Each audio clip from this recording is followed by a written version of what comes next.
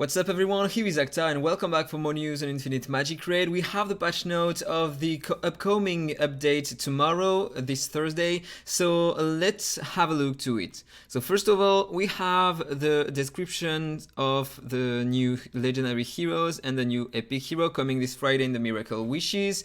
They are gonna be with Tifia, Guhana, Nazil, Hordak, Kultum and Reeves, and as always the two new legendary hero and the new epic hero are gonna be available through Excellent and Supreme Wishes 2 weeks after this event. Then we have the Supreme Wish Legend Hero Rate Up available from, I think there is a mistake here, it's not January but February 21st to February 23rd.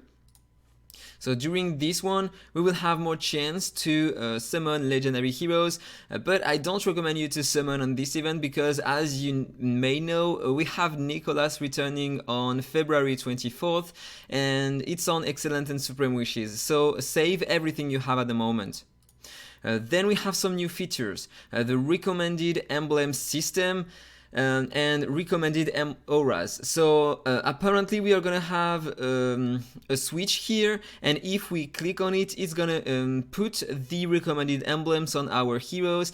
I don't know if it's gonna be 100% accurate, but if you don't know what to use on your heroes, maybe you can use this system. We will have to see if it is reliable or not. Same for the aura. Here, as you can see, you have a checkbox, and if you activate it, then it's gonna recommend some auras to your heroes. One mention, here you can use only one aura at once, on one aura only on your hero, so it doesn't matter to have multiple auras on your heroes. It's just a waste in resources. Then they are gonna add a quick wish feature to Refined Wish, Excellent and Miracle Wish, and so we will have a button. If we click on it, we will summon 50 wishes at one time. Okay, why not? 10 times is okay, but now we can summon by 50 times. It's more for big summons of Krakens and whales. So why not? Even if I have a lot of summons, probably I'm still gonna do only 10 pulls because it's more entertaining in my opinion. So then some feature adjustments. We will be able to see the skill set of bosses under different statuses in the boss guide. Okay, why not? Optimize the purchase feature in the currency store by adding a quick purchase feature. We will have to see, why not? I don't buy many things in the currency store at the moment, so maybe for some players it's gonna be nice, but personally I don't mind about that. Optimize the icon of elemental fragments in the elemental city. Okay. Updated the following user interfaces, sanctuary and shop. Okay, why not? Fix the bug that caused the display anomaly of battling scenes in the elemental city. Okay, I never saw that before. And corrected the wrong description of Rudolph's skills. Okay, why not? I didn't know that he had a wrong skills description, to be honest. And finally, we have the details about the buff of Brynhild. So first of all, let's talk about Brynhild before the buff. At the moment, she is pretty interesting, but she was lacking some stuff. So basically, she has two different forms. When she is on the first one, she will be more defensive, and with the second one, more offensive. Because in the basic form, she will reduce the direct damage she's gonna receive by 28%, if I not mistaken, and also she's gonna get some effect resistance 40%, which is pretty interesting. Once in the second form, she is gonna get more direct damage and more crit damage, so she is clearly more offensive in this one. On the basic form, she can use the ultimate in order to switch to the offensive form. If she do that, if she has the third exclusive, then she is gonna increase the defense of all your heroes by 60% for 2 turns, and she will get an extra turn once full skilled up. In the other form, if she uses it again to transform on the basic form, she will reset the cooldowns of all your allies, and this is pretty nice, but you have a lot of cooldowns in here. You have 4 turn cooldowns once she is full skilled up. So imagine using that at the beginning, then you will have an extra turn, you use your other skill here, and then you will have a 3 turns cooldown on this skill. So you will have to wait 3 turns in order to reduce the cooldowns of all allies, which is pretty long in my opinion. But still, it's interesting. But this mechanic is pretty bad at the moment because she has to switch between 2 forms every time during the battle, and to set up the smart casting, it's a nightmare. It's not great to set her on an efficient way. So let's talk about her skills. The second one here, when she is in the basic form, defensive one, she can remove the buffs of all enemies, and if she has the first exclusive, she has some chance to inflict hypnotize on them for 1 turn, which is pretty nice. On the basic attack, she's gonna deal damage based on her defense as the second skill, and she has some chance to inflict silence on the target. It's a single target skill, and to reduce his turn meta by 15%. So this skill is pretty nice. On the second form, she can cast the second skill in order to protect one ally, apply a counter attack on him. So basically, the hero with the wolf spirit will take 40% less direct damage. No, it's not return direct, damage from all sources, and also every time he's gonna receive some direct damage, Brynhild the wolf is gonna counterattack the enemy, dealing some damage based on Brynhild's defense. So it's pretty interesting, and her basic attack is gonna deal a lot of defense-based damage on single target, ignoring immortal, damage, immunity, and shield, which is pretty nice because she's gonna get more direct damage and crit damage thanks to the passive here. So using that, she's gonna be insane.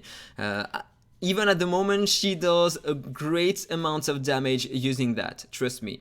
So if you have the second exclusive, she will get some turn meta every time you're gonna cast this skill, even more if the target's HP is below 50%, and you are gonna get an extra turn if you kill the target. So it's pretty insane at the moment.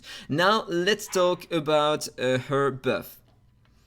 So let me go back here. So first of all, on her passive, so at the moment she has 2 different forms. She is gonna reduce the direct damage received by 28% if she is in the basic form, the defense one, and get 40% more effect resistance. She is gonna get Wolf Spirit at the beginning of the battle, so probably she's gonna reduce the damage she's gonna take by 40% because she's gonna have a Wolf Spirit. It is not return, but normally Wolf Spirit protects your allies by 40%, and also the counter attack launched by a Wolf Spirit will deal damage to all enemies apparently. So every time she's gonna counter attack using the Wolf Spirit, she's gonna inflict damage to all enemies, which is pretty interesting in my opinion. So this is the passive, and it's already interesting. So now let's talk about the active skill, Soul of Wolf Spirit. It's her second skill when she is in the offensive, the Protean form. So at the moment she selects an ally and summons a Wolf Spirit on him, so the ally is gonna take less damage, 40% less damage, and also he is gonna have a counter attack. So every time he's gonna take some damage, direct damage, the Wolf Spirit is gonna counter attack the attacker, which is pretty interesting. So the damage are gonna be increased from 260% to 370% of Brynhild's defense, which is pretty nice, a good buff.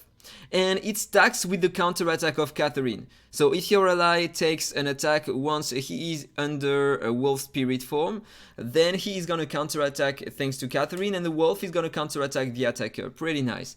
And then what's added? The Wolf Spirit can possess only one ally except self. I don't understand that because it says here on the passive that at the beginning of the battle she is gonna get a Wolf Spirit to possess self. So I don't understand that. Maybe she can't use this skill on her, and maybe she will always have the Wolf Spirit on her. That would be great in my opinion. and it is mentioned that the wolf spirit possessed ally cannot have consolidation, because consolidation is doing the same as the protection.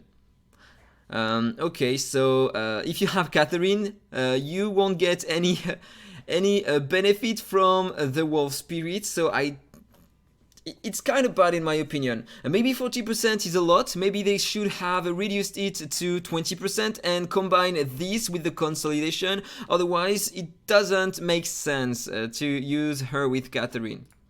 So, okay for that.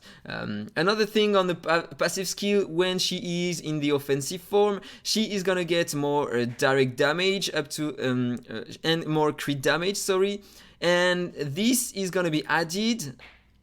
Wolf Spirit additionally pursues and attacks the main target when the possessed ally releases basic attacks proactively. And this is pretty nice. Imagine using a hero that has a lot of buffs on him, such as Mutu, for example. Second skill, he's gonna buff himself, he's gonna use his ultimate, and then he's gonna use really often the basic attack. Then she is gonna protect him, and every time he's gonna release a basic attack by his own, that means not with a counter attack or a pursuit, is not gonna work with that. But if he uses by himself a basic attack, then the wolf is gonna pursue the target, and so he is going to deal more damage to the target. This is pretty interesting in my opinion. Then we have some buffs on the exclusives. On the first one, meanwhile, damage dealt by Wolf Spirit has an additional 40% piercing rate, which increases to 60% when crit is landed. So probably the wolf will have some crit rate based on Brynhild crit rate, I think, probably. So it's gonna have some piercing rate, and so probably it's gonna deal a huge amount of damage. So this is pretty interesting in my opinion. And also, when Brynhild releases the second skill on Wolf Spirit possessed ally, they are gonna get Surging Soul for 2 turns. Which grant them 1 immediate action turn and increases their crit damage by 40%. So this is a great buff in my opinion. Second exclusive, added silence. Silence inflicted by the basic attack when she is in the defense form cannot be removed. And this is just awesome for the arena. Just awesome. With I imagine using her with the pursuits of Ben Austin or the counter attacks, enemies will be broken. They won't be able to use their skill. This is just insane. I love that. So third exclusive, when casting Heavy Sword out, increases all allies crit damage by 60% for 2 turns, and when she casts a Protean, resets the cooldown of all allies' active skill and increases their tenacity by 60% for 2 turns. So, when she is in the defensive form and she transforms into the offensive form, all allies will get normally the defense up 60% if it is not removed, and the crit damage up 60%, which is insane. And when she will transform from offensive to defensive form, she will reduce the cooldown of all allies and increase their tenacity by 60%, which is also really huge. So now she's gonna be insane. In my opinion, she's gonna be a great support, one of the best in the game. This is just insane for me. Tell me what you think about that in the comment below. I hope you enjoyed the video. If it's the case, as usual, please like, comment, and subscribe, and then see you in the next one. Bye bye.